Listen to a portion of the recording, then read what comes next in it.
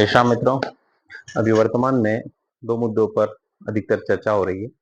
पहला हमारा उत्तर प्रदेश का वो बाबा जी का आदेश, जिस पर एक नई बहस छिड़ गई है कि भैया जब बाबा जी ने बोला है कि आप नेम प्लेट लगाइए, तो कई लोगों ने हाय तौबा मचा दी और मामला मामला सुप्रीम कोर्ट तक पहुंच गया। तो देखिए ऐसा है कि क्यों पहचान छुपाने की आवश्यकता है। हमारे आसपास कभी भी कोई भी घटना होती है तो सबसे पहले हमारे दिमाग में दो तीन चीजें आती है। कौन, क्या, क्या था। तो सबसे पहले ये पूछते हैं ना कि कौन था वह। हमारे दिमाग में पहचान उसकी कैसे कैसे आएगी। और देखिए कहते हैं कि नाम में क्या रखा है, तो भैया नाम से सारी भावनाएं बदल जाती है। यदि हमारे सामने कसाब और बुरहान वानी का नाम लिया जाए तो हमारे मन में रोष भर जाता है, बड़ा गुस्सा आ जाता है। और यदि हमारे सामने डॉक्टर एपीजे अब्दुल कलाम का नाम लिया जाता है तो मन प्रफुल्लित होता है, हर्ष से भर जाता है कि हमारे देश के सच्चे देशभक्त और मिसाइल मैन थे। तो नाम छुपाइए क्यों। नाम छुपाने की आवश्यकता कब, जब तक आपके मन में खोट ना हो।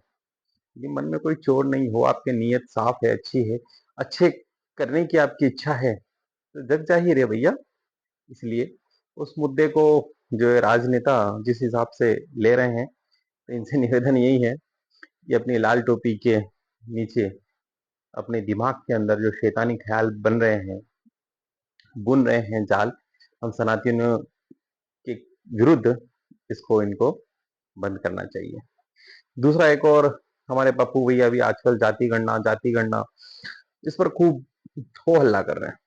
तो मेरा इनसे, उनके समर्थकों से और उनसे यही निवेदन है कि सनातनियों को बांटने का प्रयास क्यों।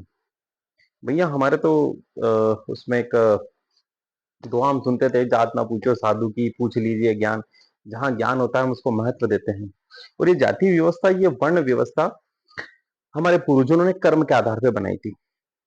ठीक है, कर्म के आधार पे, जो जैसा कर्म उस प्रकार की उसकी जात, न कि भाई उसके जन्म के आधार पर थी। तो ठीक है, ये एक व्यवस्था है। पर जातियों के रूप में सनातनी बढ़ बढ़कर बहुत ही टुकड़ा टुकड़ा उसका हो चुका है। अखंड भारत खंडित इसीलिए हुआ कि हम जातियों में बढ़ गए। तो सभी सनातियों सनातनियों से यही निवेदन है कि हमें जात में नहीं बंटना है। हम सिर्फ सनातनी हैं, हिंदू हैं। और इस बार अगर हम टूट गए, बिखर गए, तो दुनिया की कोई भी शक्ति हमें नहीं जोड़ पाएगी। तो सभी से यही निवेदन है कि सभी सनातनी एक रहें, नेक रहें, और अच्छे आदर्शों के साथ, अच्छे विचारों के साथ इस देश को, इस मातृभूमि को हम कैसे आगे बढ़ा सकते हैं, इस पर विचार करें। और अपने विचार खुलकर उन लोगों के सामने रखें जो हमें बांटना चाहते हैं। पुनः सभी से यही निवेदन, एक रहें और संगठित रहें। जय हिंद, जय भारत, जय श्री राम।